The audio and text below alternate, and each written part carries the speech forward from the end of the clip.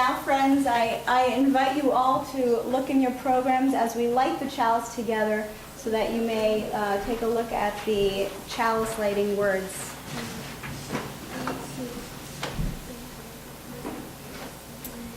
We gather this hour as people of faith, with joys and sorrows, gifts and needs.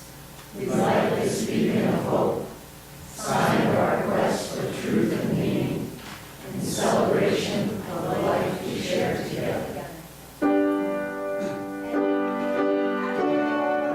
You have special words, so just make sure to look in your programs.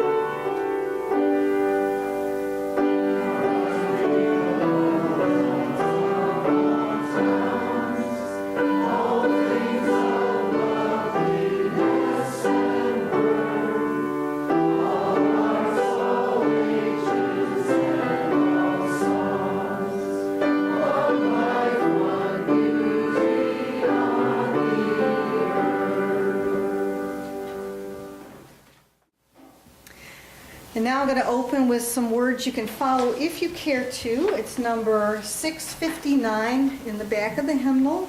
This is a Walt Whitman poem called For You. I'm going to read it all myself. It's not going to be done in a responsive manner. The sum of all known reverence I add up in you, whoever you are. Those who govern are there for you. It is not you who are there for them. All architecture is what you do to it when you look upon it. All music is what awakes from you when you are reminded by the instruments.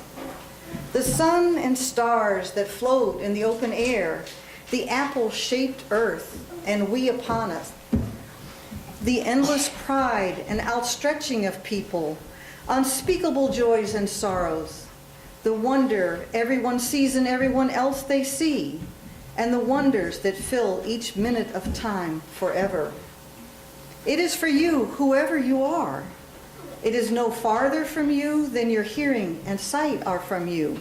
It is hinted by nearest, commonest, readiest. We consider Bibles and religions divine. I do not say they are not divine. I say they have all grown out of you and may grow out of you still. It is not they who give the life. It is you who give the life. Will you seek afar off? You surely come back at last, and things best known to you, finding the best or as good as the best. Happiness, knowledge, not in another place, but this place. Not for another hour, but this hour.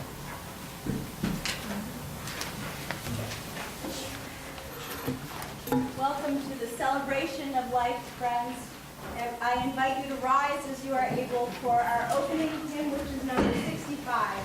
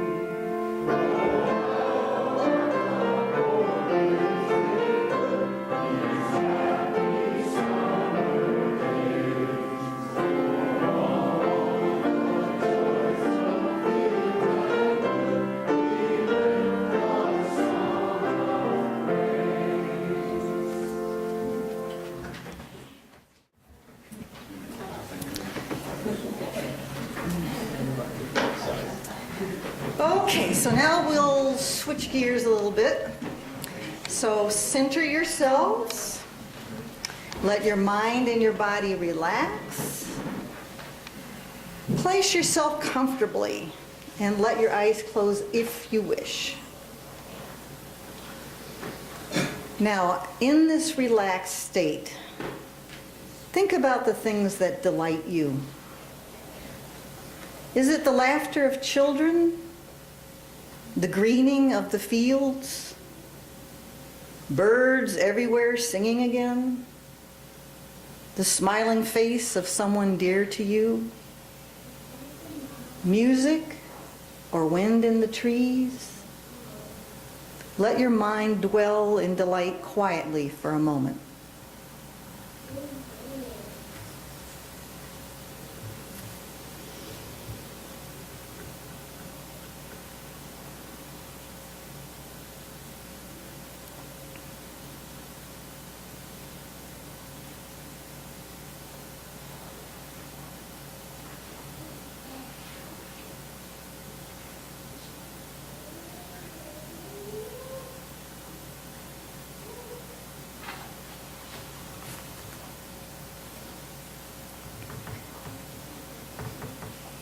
The words to the Spirit of Life are in your program if you don't know them. Number 123.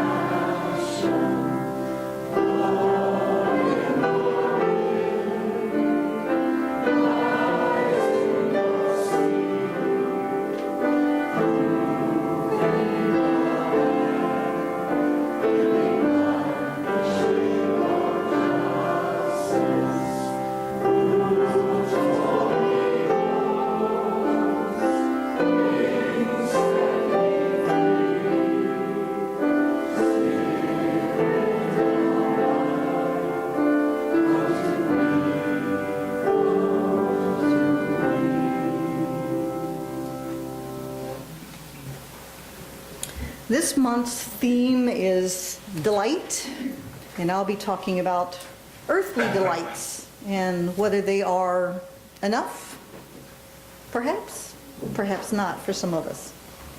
Here's some quotes to think about in regards to the topic at hand. This one is by the astronomer Fred Hoyle. There is a coherent plan to the universe, though I don't know what it's a plan for. Wendy Mass, in her book Jeremy Fink and the Meaning of Life, says, "We are here because over billions of years, countless variables fell into place, any of which could have taken another path. We are essentially a beautiful fluke." Kurt Vonnegut from Cat's Cradle, a little dialogue. This is God and man talking, just after God has brought man up from the mud. And man says, "What is the purpose of all this?" he asked politely.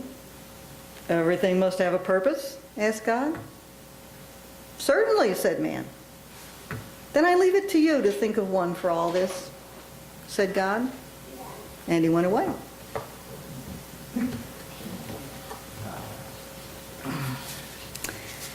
We know when we come through these doors that there are people of many different beliefs in this room, but we don't actually ask each other much about our beliefs, except perhaps in private conversations.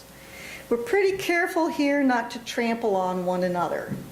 Some of us, being uncertain ourselves, may not want to go out on a limb and state a definitive belief. Others may be quite sure of ourselves, but cautious about invoking any conflict by being vocal. But I'm quite willing to tell you what a muddle I make of my beliefs because of two things. I find faith impossible in any religion that I've ever seen. And I find that I'm okay with being uncertain. Uncertainty is the lot and life of the agnostic. Agnostics are generally pretty sure that there isn't any divine power or ruler of our fates, but we just don't think there's sufficient evidence to resolve that question one way or the other. So unlike the atheist, who's quite sure there is no divinity or destiny, and often thinks that believers are foolish or wishful thinkers, an agnostic has to keep a place of charity and an openness about belief in gods or spirits or plan of the universe.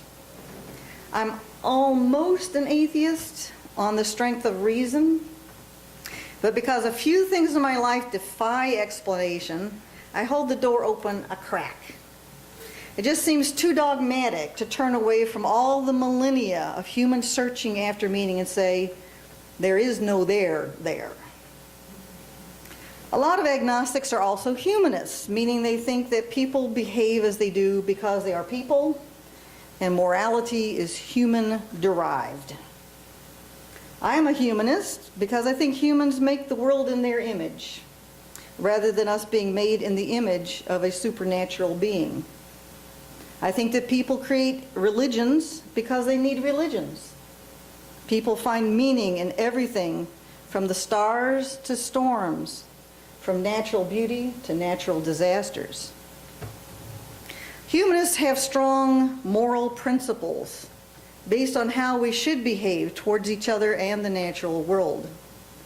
But we don't generally think that there is causation, that everything happens for a reason, which leaves us in a pickle when something seems like it should have happened for a reason, whether good or ill. Let's think about some of the momentous things in life which, if we are fortunate, give us lifelong delight. Suppose we are able to find someone to share our life, whose feelings respond to ours, so that we feel we achieve a greater life than we would ever have alone. We know that humans are hardwired to want the company of others and the love of some special person. But does biological wiring make it any less marvelous when it happens that there that person is at your side, lifting your heart? What about the delight of family, whether of children born to you, brought to you by circumstance, or befriended from someone else's family? Here you can watch the growing awareness of the world, the cultivation of sensitivities, the acquisition of skills. That's a delight. If you've ever endured an elementary music concert, you know that it can be a mixed delight, but you were probably beaming at some small person on the stage. Those who work the soil, plant and weed and water, have an orderly delight in the natural progression of the seasons. If we hike or bike or swim or sail or run or dance or turn somersaults down a long grassy slope, our delight in our physical strength makes time suspend in the glory of the moment. If we sit quietly with a beloved pet in the hush of evening, walk out under stars, or watch the birds feeding as we drink our coffee, we have these quite modest delights stored up as we deal with our days. So life is delightful, and it would be foolish to be critical of our happiness, wouldn't it? And life is delightful, except when it isn't. Here I would turn some questions around on those that think there is a reason for everything that happens. If we deserve that bounty and beauty of some of our days, do we also deserve the misery and sorrow of others? If some plan brought that bounty and beauty to to some of our days? Did a plan bring the misery and sorrow of those other days? How can happiness be meaningful if unhappiness is not? Consider what happens to your thinking when your life takes a decided turn for the worse. There's a human tendency to say, what did I do to deserve this? Or if you believe in God, to doubt, saying, how could God do this to me? If your frame of reference is that some deity or plan has laid out this path for you, then you have to decide whether to acquiesce in your suffering or to break faith on the basis of being treated so poorly. It would not be humanistic to think that we are doomed to unhappiness because of violating some deity's rules. A humanist approach is to try to comprehend troubles with logic first. Is there some cause-effect relationship between ourselves and bad things that are happening?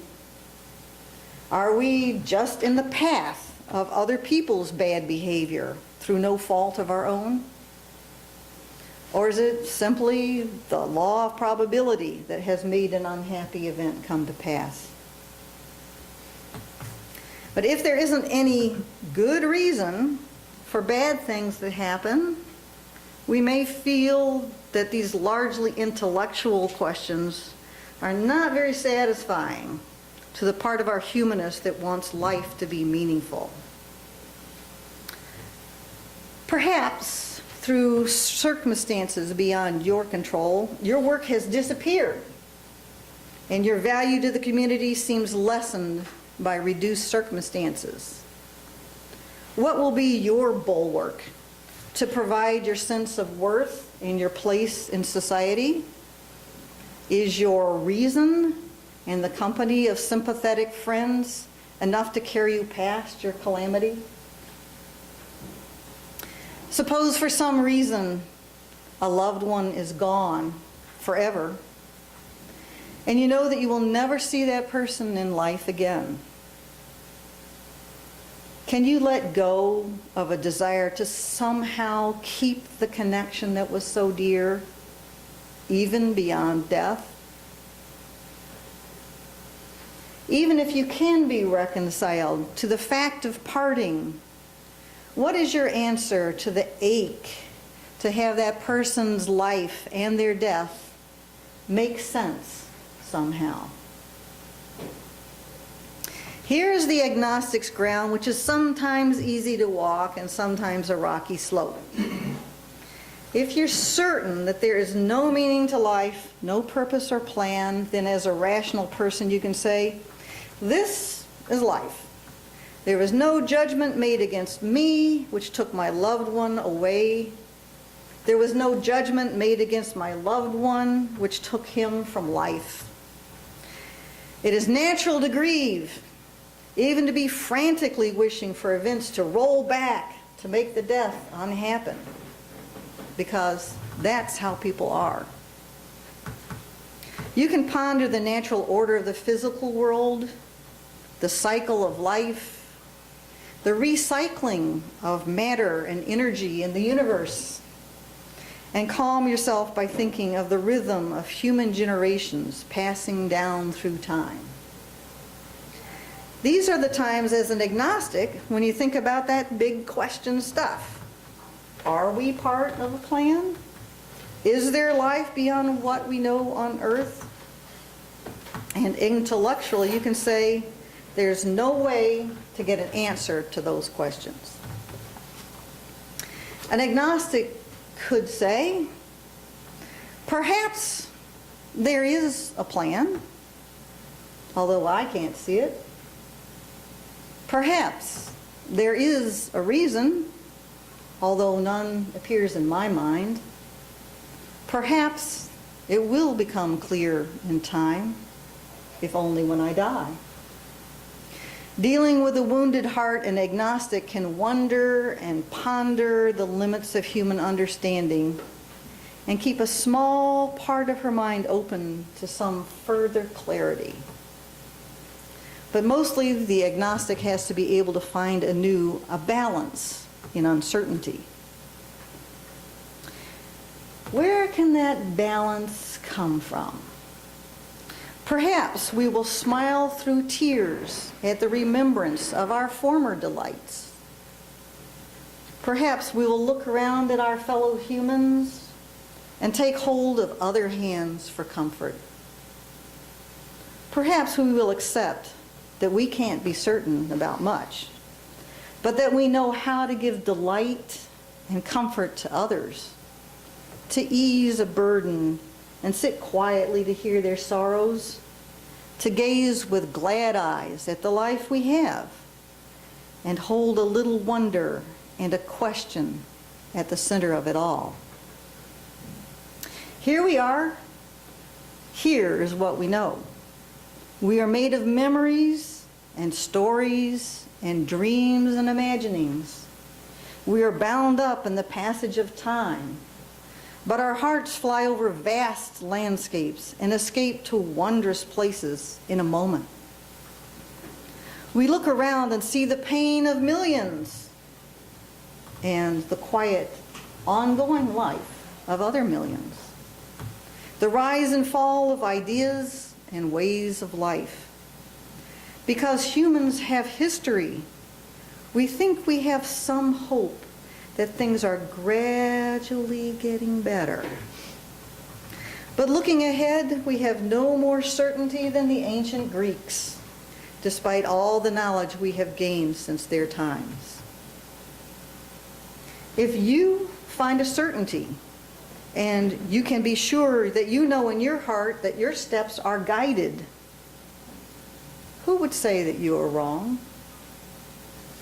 If you find a certainty and say there is no guidance, we must find our own way, then who would say that you are wrong?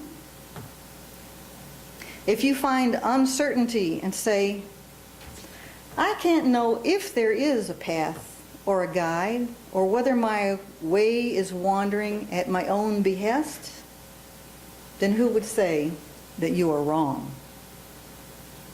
My hope for all of us here is that we find that place where we can have those views and hear others and feel ourselves part of the great continuance of the human effort to take what we have and make it better. May it be so.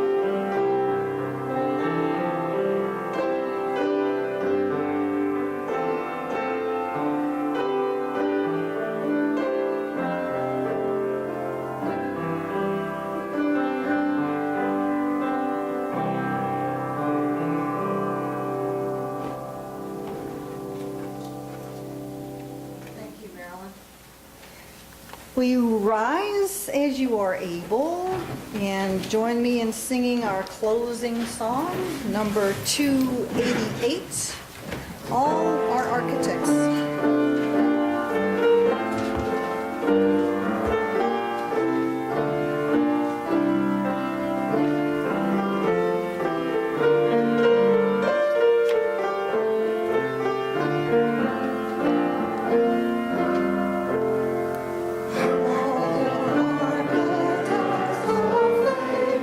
Working in these halls of time.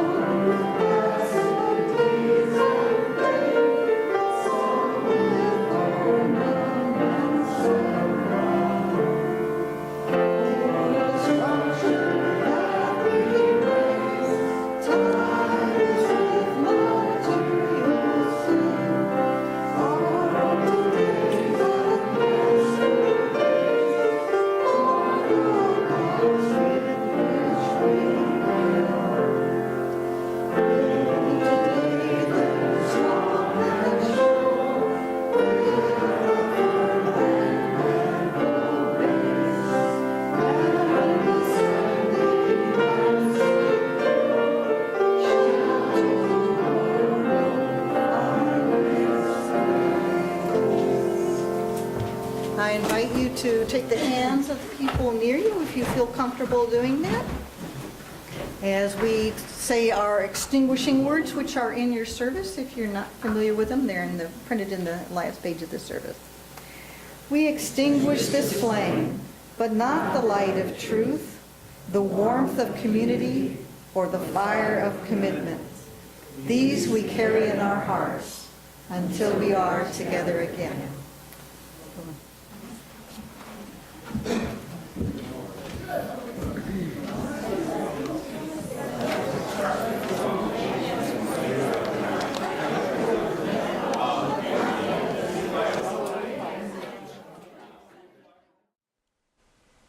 Join us for worship every Sunday at 10 a.m. at the Unitarian Universalist Church of Canandaigua, a welcoming congregation. We are located at 3024 Cooley Road, 4 miles west of South Main Street, Canandaigua, just north of the intersection with Routes 5 and 20. Look for the blue signs just before the turn. Your comments about this program or questions about the church are welcome at 585-396-1370 or at our website, www.canandaiguauu.org. Producer and editor, Daniel Brigham.